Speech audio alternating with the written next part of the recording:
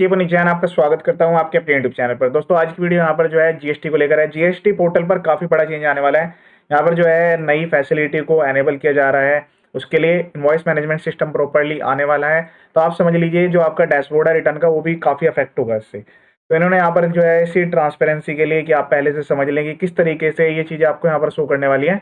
उसके लिए यहाँ पर ये ड्राफ्ट दिया है एक तरीके से बनाकर, जिससे आपका GSTR 1 और 3B इन सब में इम्पैक्ट आएगा। और जो आईटीसी है उसको लेकर भी यहाँ पर काफी बड़ा चेंज आएगा अब, क्योंकि अब क्या करेंगे, पर्सन कुछ एक्सेप्ट करेंगे कुछ रिजेक्ट करेंगे, तो उसकी वजह से यहाँ पर जो है रिटर्न्स को आपको ध्यान से फाइल करना है। R1 और 3B में कोई मिस्टेक ना हो। ये 2B के लिए इन्होंने इंट्रोड्यूस जरूर किया है कि 14 तारीख को 2B जनरेट होती है। तो अब यहाँ पर जो नया डैशबोर्ड होगा वो कुछ इस तरीके से आपको दिखेगा। देखिए यहाँ पर जो है इस तरीके से ये ऑप्शन आपको मिलेगा। सर्विसेज में रिटर्न्स आती है, इनवॉइस मैनेजमेंट डैशबोर्ड। अब ये इनवॉइस मैनेजमेंट का जो डैशबोर्ड है उसमें यहाँ पर अलग अलग डिटेल्स दिखाई देंगी। कैसे डिटेल्स दिखाई देंगी? जो व्यू होगा ना वो इनवर्ड सप्लाई वाला आपको होगा। Inward supply reported by the supplier, जिससे आपने गुड्स या सर्विस ली है। ठीक है, तो यहाँ पर जो है दो सेक्शन आपको मिलेंगे, एक इनवर्ड का एक आउटवर्ड का। ठीक है, इनवर्ड वाला कौन सा हो गया? जो आपने बाय किया है। आउटवर्ड वाला वो हो गया जो आप सप्लाई कर रहे हैं। देखिए यहाँ पर जो है इसकी वजह से जो है दो अलग अलग ऑप्शन है दोनों का। ये वाला पर्पज तो सामने वाले के लिए है, जो सामने वाले पर्सन अपलोड कर रहे होंगे, और ये जो है आपने सबमिट की होगी। इनवर्ड और आउटवर्ड सप्लाई करके दो व्यू यहाँ पर आएंगे। तो पहले एक बार जो है यहाँ पर इनवर्ड वाला देख लेते हैं। जैसे आप यहाँ पर क्लिक करेंगे तो आपको इनवर्ड वाले पे ओके पर क्लिक करना है। तो आप उसके बाद यहाँ पर जो है पूरी डिटेल्स आ जाएगी। क्या आ जाएंगी कि जितने भी आपके आईटीसी हैं, ये B2B इनवॉइसेस, ठीक है, B2B इनवॉइसेस, ये सारी चीज़ें यहाँ पर जो है आपको दिखाई देंगी वन बाय वन करते हुए। तो यहाँ पर जो है एक पॉइंट ये भी आता है कि जो 2B जनरेशन है, जब तक ये इसमें पॉइंट आ रहा है कि जब तक आपकी 2B जनरेट नहीं हो रही है, ठीक है, क्योंकि 2B जनरेट होगी उसके बाद ही तो आपको इन्फॉर्मेशन देखने के लिए मिलेगी। तो इन्होंने डेट वही रखी है इसकी 14 तारीख। तो यहाँ पर जो है इस टाइप से आपको ये चीज़ें मिलेगी देखने के लिए। क्रेडिट नोट्स, डेबिट नोट्स, क्योंकि केवल B2B के लिए फैसिलिटी है। एक्सेप्टेड, रिजेक्टेड और पेंडिंग, कि आपको कौन सा एक्सेप्ट करना है, कौन सा रिजेक्ट करना है, कौन सा पेंडिंग में आपको डालना है। अगर आपने कोई एक्शन नहीं लिया तो ये माना जाएगा कि आपने उसको एक्सेप्ट कर लिया है ऑटोमेटिकली। जरूरी नहीं है, मतलब सबको एक्शन लेने की रिक्वायरमेंट ही है। ठीक है, तो अब जैसे सपोज करें आपने यहाँ पर क्लिक किया पहले वाले ऑप्शन में, ठीक है, तो B2B वाले में जैसे आप क्लिक करेंगे तो आपको सारे के सारे जो भी आपके बिल्स आए हुए हैं वो सब यहाँ पर दिख जाएंगे। अब जैसे आप किसी पर भी क्लिक करना चाहेंगे, जैसे आपने इस पर क्लिक किया तो एक्सेप्ट में चला जाएगा। अगर आप इस पर रिजेक्ट में क्लिक कर देंगे तो रिजेक्ट पे चला जाएगा। अगर आप इसको पेंडिंग में डाल देंगे तो पेंडिंग में चला जाएगा। जो एक्सेप्ट वाले हैं वो तो आपके आएंगे 2B में आएंगे, और 3B में भी आएंगे जब क्रेडिट लेने की बात होगी। जो रिजेक्टेड वाले, पेंडिंग वाले, वो नहीं आएंगे। लेकिन जो पेंडिंग वाले हैं वो आप बाद में भी क्लेम कर सकते हैं अप टू 30 नवंबर, जो भी ईयर होता है उसका नेक्स्ट ईयर में 30 नवंबर तक ये आप क्लेम कर सकते हैं। ठीक है, इसमें फिल्टरिंग का भी ऑप्शन दिया गया है। यहाँ पर जैसे आप एक्सेल में फिल्टर करते हैं इनवॉइस नंबर टाइप से, क्योंकि हो सकता है ना लार्ज नंबर ऑफ इनवॉइस हो आपके, वो सब चीज़ें आपको यहाँ पर दिखने वाली है। ठीक है, इस तरीके से आपको सारी चीज़ें दिखेंगी। आप इसको सेव करके भी रख सकते हैं, मतलब फाइनल सबमिशन से पहले। ये सेव तो यहाँ पर हो गई होगा।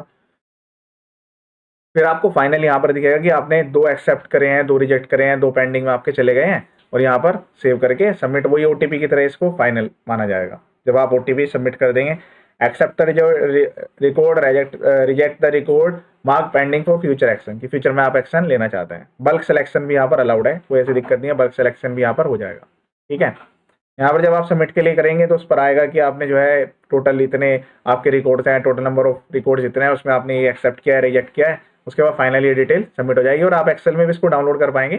सबमिट करने से पहले आपको ये चीज़ ध्यान रखनी है कि कहीं ऐसा ना हो कि आपकी कोई मिस्टेक की वजह से सामने वाले को उसका जो है वो उसके डैशबोर्ड पे डिटेल चली जाएगी, फिर उसको अपडेट करेगा, तो ये कम्युनिकेशन मिसमैच ना हो जाए, वो चीज़ आपको ध्यान रखनी है। ठीक है, तो ये एक्सेल भी डाउनलोडिंग की फैसिलिटी यहाँ पर प्रोवाइड की है। 14 तारीख को यहाँ पर जो है 2B का जनरेशन होगा। 2B में जनरेट होने के बाद जो है डाटा वो इस तरीके से दिखाई देगा। फिर आप जो है कंप्यूट कर पाएंगे। कंप्यूट 2B दिसंबर, जिस भी पीरियड की आपको कंप्यूट करनी है आप उसको कंप्यूट कर सकते हैं। 2B के अकॉर्डिंग यहाँ पर आ जाएगा, एक्सेप्ट एंड कंटिन्यू करके OTP के थ्रू सबमिट होगा। अब हम बात करते हैं यहाँ पर आउटवर्ड सप्लाई में व्यू की।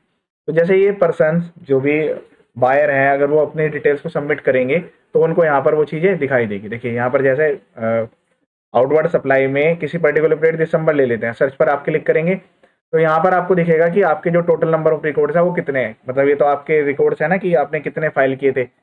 तो ये तो हो जाएंगे कि ये टोटल है। अब इसमें से रिजेक्ट वाले कौन से हैं, ये रिजेक्ट वाले यहाँ पर आएंगे, ठीक है। तो जैसे टोटल आपके नंबर ऑफ रिकॉर्ड्स इतने हैं, जैसे आपको अपने GSTR1 में दिखते हैं उसी तरीके से दिखेंगे। आप उन पर क्लिक करेंगे तो यहाँ पर पूरी डिटेल्स आपको मिल जाएगी और आपको डाउनलोड करने के लिए मिल जाएगी। मतलब एक तरीके से GSTR1 आपकी एक्सेल में डाउनलोड होकर यहाँ पर आ जाएगी पूरी पूरी की पूरी। तो यहाँ पर आपको दिखेगा कि वो सामने वाले पर्सन ने उस पर क्या एक्शन लिया है। ये पूरी की पूरी डिटेल जो है सब कुछ आपको यहाँ पर दिखेगी। और किसी ने कोई एक्शन नहीं लिया, इसका मतलब वो सारे के सारे आपके एक्सेप्टेड हो गए हैं। तो जो IMS वाला सिस्टम है ये अभी यहाँ पर जो है 1 अक्टूबर से आपको देखने के लिए मिलेगा। लेकिन जैसे फर्स्ट टाइम इंट्रोड्यूस होगा तो आपको इसमें मिस्टेक नहीं करनी है। कहीं ऐसा ना हो कि आपने कोई बटन गलती से प्रेस कर दिया, उसके बाद सबमिट भी डिटेल कर दी, बाद में आपको उसके लिए दिक्कत आ रही है। तो ये इनवर्ड के लिए भी आउटवर्ड के लिए भी दोनों के लिए एनेबल होगा। मैं इसके लिए डिटेल्ड वीडियो यहाँ पर अपलोड करने वाला हूँ। इसमें मैं आपको इफेक्ट लेकर बताऊंगा कि इसका इफेक्ट कहाँ पर जा रहा है, क्योंकि GST में कोई भी आप गलती करते हैं वो कुछ टाइम बाद आपको जब पता लगती है तो उसमें जो रेक्टिफिकेशन के रिवीजन के जो रूल्स हैं वो काफ़ी स्ट्रिक्ट हैं। तो कोई भी एक्टिविटी ऐसी ना करें जिससे आपको फ्यूचर में प्रॉब्लम आए। जैसे ही ये यहाँ पर GST पोर्टल पर एनेबल होगा, या मैंने आपको ओवरव्यू दे दिया है, इससे आपको थोड़ी व्यू भी मतलब किस तरीके से आने वाला है, आपको किस तरीके से एक्सेप्ट करना है, रिजेक्ट करना है, सारी चीज़ें देखने से समझ तो आ रहा है। लेकिन जब आप खुद करेंगे पोर्टल पर तो उस टाइम पर आपको ध्यान रखना है। तो ये था लेटेस्ट वीडियो। GST और इनकम टैक्स के काफ़ी सारे वीडियोज मेरे यूट्यूब चैनल पर अवेलेबल हैं। GST में काफ़ी सारे नए चेंज आए हैं, रजिस्ट्रेशन को लेकर भी काफ़ी यहाँ पर प्रोसेस चेंज हो चुका है, वो भी मैं एक बार आपको बता देता हूँ। यहाँ पर होम पर आप क्लिक करेंगे ना, तो यहाँ पर अब कुछ और स्टेट्स हैं जिनके लिए यहाँ पर जो है इन्होंने जो है वो GST रजिस्ट्रेशन के लिए GST सुविधा केंद्र जो है वो इंट्रोड्यूस कर दिए हैं। तो बायोमेट्रिक जो है वो यहाँ पर एनेबल हो चुका है। Advisory for biometric based Aadhaar authentication and document verification वो GST registration applicant of Bihar, Delhi, Karnataka and Punjab. तो इन वाले स्टेट्स में भी अब GST सुविधा केंद्र जो है वो एनेबल कर दिए गए हैं। हो सकता है कि आप जब रजिस्ट्रेशन यहाँ पर करने जा रहे हो तो आपके पास ये मैसेज आ जाएगी, आपको जो है जैसे पासपोर्ट वेरिफिकेशन होता है सेम उसी तरीके से सारे की सारी चीज़ें डॉक्यूमेंट्स लेके आपको जाना पड़ेगा। बुकिंग अलॉटमेंट लेने पड़ेंगे, कॉपी ऑफ हार्ड जो भी हार्ड कॉपी है वो सब लेकर जानी पड़ेगी। ईमेल की जुडिक्शन हो, जो भी आपका जुडिक्शन है ईमेल में लिखा हुआ है, आधार पैन आपको लेने होंगे ओरिजिनल। उसके बाद वेरिफिकेशन होगा और हो सकता है यहाँ पर जब आप जाएंगे तो आपको जो है कुछ यहाँ पर फीस भी पे करनी पड़ जाए, वो स्टेट वाइज डिफर करेगा। अभी यहाँ पर ऐसा कुछ नहीं लिखा हुआ है फीस के बारे में। तो ये GST रजिस्ट्रेशन का जो प्रोसेस है उसमें भी काफ़ी बड़ा अपडेट आ चुका है। तो ये दोनों चीज़ें जो है वो GST पोर्टल पर, ये जो आधार वाला है वो तो एनेबल किया जा चुका है और ये IMS वाला जो है वो 1 अक्टूबर से आने वाला है, ठीक है। तो आप इसके लिए रेडी रहें। बाकी GST और इनकम टैक्स के मेरे यूट्यूब चैनल पर काफ़ी सारे वीडियो जो आप वीडियो देख सकते हैं। यहाँ पर चैनल जो पर्पज है फुली एजुकेशनल है। सब्सक्राइब कराना करें, वीडियो देखिए और आगे शेयर जरूर करें। ये वीडियो